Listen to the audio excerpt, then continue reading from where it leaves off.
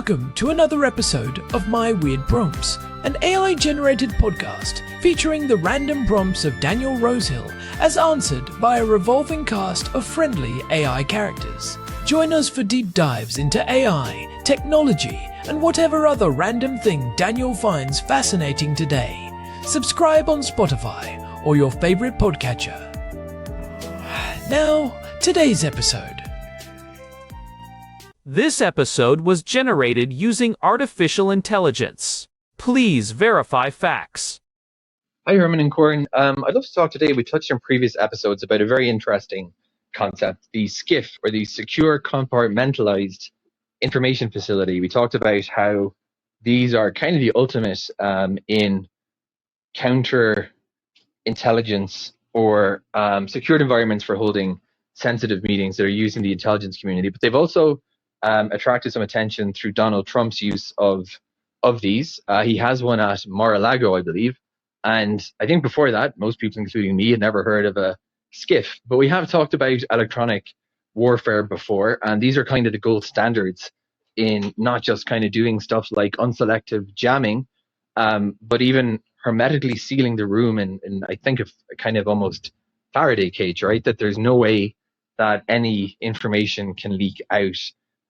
We've talked about the radio spectrum in previous episodes, and this is kind of the ultimate. So Herman and Corn, I'd love to know about these. They have attracted attention through the president's use of them. They're not something that your average person is either going to need or, for that matter, could afford to build. I presume they're colossally expensive. I've heard that outside of this narrow context of the presidential SCIF, and I assume there's one aboard Air Force One, they can often be less glamorous porta cabins that are just outfitted with all this thing, and they can be used in that context as well. So Herman and Corn, I'm very curious, is this a US only phenomenon? Because we hear about it most from the Americans, or are these similar concepts used by different governments and anyone else around the world handling sensitive information? And presumably, to state the obvious, in order to even think that a SCIF is required or worthwhile, you're not just processing payroll or writing emails to your boss. So what kind of contexts are these actually used in the real world? Over to you, Herman and Corn. Let's talk about secure classified information facilities in today's episode of My Weird Prompts. Hey everyone, welcome back to My Weird Prompts. It is February 4th, 2026, and I am your host, Corn. As always, I am joined by my brother, a man who once tried to ground his entire bed frame to prevent static interference from the neighbor's Wi-Fi. Herman Poppleberry here. And for the record, Corn, the sleep quality was unparalleled. But today, we are moving from the bedroom to the boardroom, or rather, the most secure rooms on the planet. That is right. Our housemate Daniel sent us a heavy hitter of a prompt this week. He has been seeing the term CFCIF in the news a lot lately, usually in the context of high-level government investigations or presidential travel. He wants to know, what actually makes a room a sensitive compartmented information facility? Is it just a United States thing? And where else, besides the Pentagon, are these high-tech fortresses actually hiding? It is a brilliant question, Daniel. And it is incredibly timely because the threat landscape has shifted dramatically in recent years. Drones, quantum sensors, AI-driven signal analysis. The current standards under ICD 705 from the Office of the Director of National Intelligence, or the ODNI, serve as the Bibles for CI construction, last majorly updated in 2016. Wait, so the rooms we were using in 2024 are already considered legacy tech? In many ways, yes. The threat landscape has shifted so fast, drones, quantum sensors, AI-driven signal analysis, that even recent builds face new challenges. If you are building a SCIF today, in early 2026, you are looking at a completely different engineering challenge than you were even 2 years ago. Well, let's peel back the layers. For the uninitiated, what is the baseline? If I want to turn my walk-in closet into a CIF, what is the first thing I have to do? First, you'd need a massive budget and a lot of patience. A CIF is not just a room, it is a holistic security system. We break it down into 3 main pillars: physical security, acoustic protection, and electronic shielding. Let's start with physical. I assume we are talking more than just a keep out sign. Laughs, just a bit. Physically, a SCIF has to be a six-sided box. That means the floor, the ceiling, and all four walls have to meet the same penetration resistance standards. We are talking reinforced concrete, heavy gauge, expanded metal foil, or specialized layers of plywood and steel. The doors are the real stars, though. They have to be heavy steel, often with GSA-approved locks like the Kabamaz X10. These doors are designed to resist both forced entry and surreptitious entry, meaning someone trying to pick the lock or bypass the electronics. And no windows, right? I have never seen a SCIF with a view. Usually, no. If there are windows, they have to be fixed, meaning they don't open, and they are often treated with specialized films to block radio frequencies and infrared. Plus, they'll have acoustic transducers on the glass. But most modern SCIFs are built in the interior of a building to provide a buffer zone of non-secure space around them. Okay, so it is a fortress. But Daniel's prompt specifically mentioned our past talks on the radio spectrum. This is where the electronic shielding comes in. You mentioned the standards. What are the key requirements there? The big one is RF attenuation. Standards call for levels typically between 40 to 70 decibels across key frequency ranges. To put that in perspective, high levels like 60 decibels means you are blocking nearly all of the signal. It is effectively a total blackout for cell signals, Wi-Fi, and Bluetooth. That is the Faraday cage effect we have talked about. You are wrapping the room in a conductive skin. Exactly. It is usually a continuous layer of copper or specialized steel foil. But here is the catch. Every single thing that enters that room, every power line, every water pipe, every air duct is a potential leak. If you run a copper wire into a SCIF without a filter, that wire acts as an antenna. It can carry signals from inside the room right out to an eavesdropper in the parking lot. So how do you stop a water pipe from talking? You use dielectric brakes. You basically insert a non-conductive section into the pipe so the signal can't travel along the metal. For power lines, you use massive line filters that scrubs the electricity, removing any high-frequency fluctuations that might be caused by the computers inside. This is part of the TEMPEST standard. TEMPEST. We have touched on that before, but give us the deep dive. Why is it so legendary in the intelligence community? TEMPEST is an acronym for Telecommunications, Electronics Material Protected from Emanating Spurious Transmissions. It dates back to the Cold War. The classic story is the Great Seal Bugs from 1945. The Soviets gave a hand-carved wooden Great Seal of the United States to the American ambassador in Moscow. It hung in his office for 7 years before we realized it had a passive listening device inside. No batteries, no wires.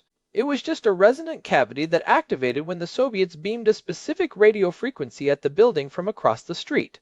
That is terrifying. It is basically a ghost bug. Exactly. TEMPEST is the science of stopping that. Every electronic device leaks energy. Your monitor, your keyboard, even the LED lights on your router. If I have a sensitive enough receiver, I can sit in a van outside your house and see what is on your screen just by picking up the electromagnetic noise it makes. In a SCIF, every piece of equipment has to be TEMPEST certified, or the room itself has to have enough shielding to contain those spurious transmissions. So, it is a room that is physically tough, acoustically silent, and electronically dark.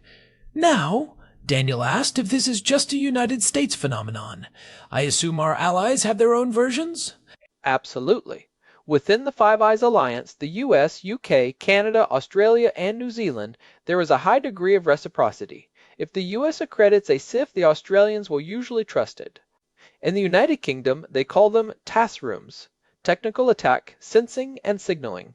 They are managed by the National Cyber Security Center, and their standards are just as rigorous as ours. What about outside the alliance? What do the adversaries do? The physics of eavesdropping don't change at the border. Russia and China have incredibly sophisticated secure facilities. In Russia, they often refer to them as ZKP, or Protected Command Points.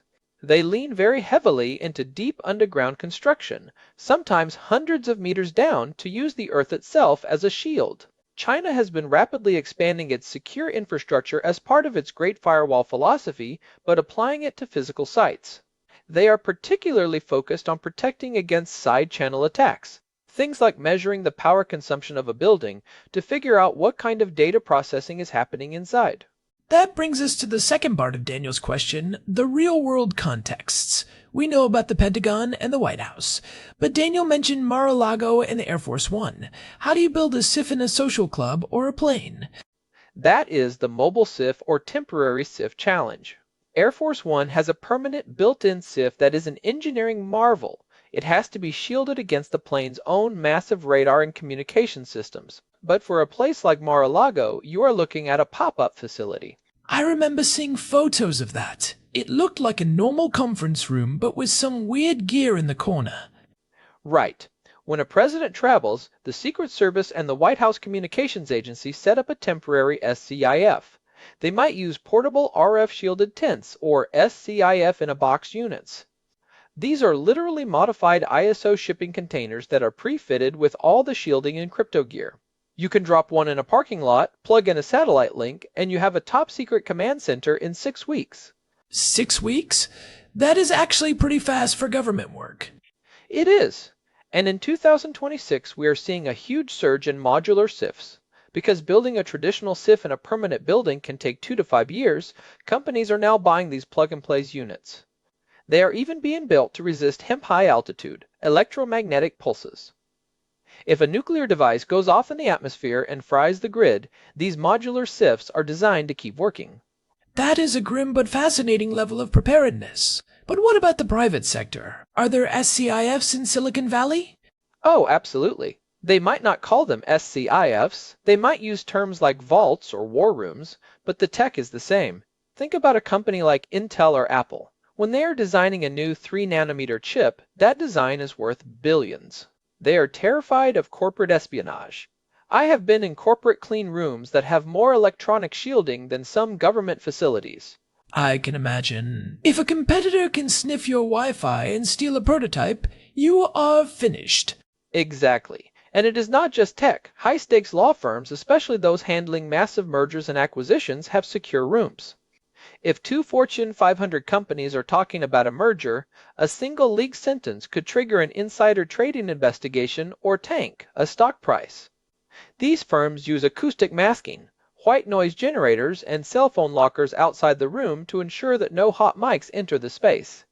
It is funny to think about a law firm in Midtown Manhattan having a lights version of the Situation Room, but it makes sense. Information is the new gold. It really is. And the defense industrial base companies like Lockheed Martin or Raytheon have thousands of SCIFs scattered across the country. You could be walking past a nondescript office park in Northern Virginia, and inside one of those glass buildings is a room that is electronically silent and physically impenetrable. So, looking ahead, since we are in February of 2026, what is the next frontier? If we have strong shielding and steel doors, what are we still worried about? 2 words: quantum sensing. We are entering an era where sensors are becoming so sensitive they can detect the minute gravitational or magnetic fluctuations of a human heart or a computer processor from outside a building. Traditional Faraday cages block radio waves, but they don't block gravity. Wait, you are saying someone could see through a CIF wall by measuring gravity? Theoretically, yes. We are also worried about Q-Day, the day a quantum computer becomes powerful enough to break traditional encryption. That is why current SCIF designs focus on future proofing. We are moving toward active cancellation, where the room actually broadcasts an inverse signal to zero out any leakage, much like noise-canceling headphones. That is mind-blowing. It is a literal arms race between the walls and the ears outside. It never ends. But for our listeners, the takeaway is this: privacy is no longer a default state.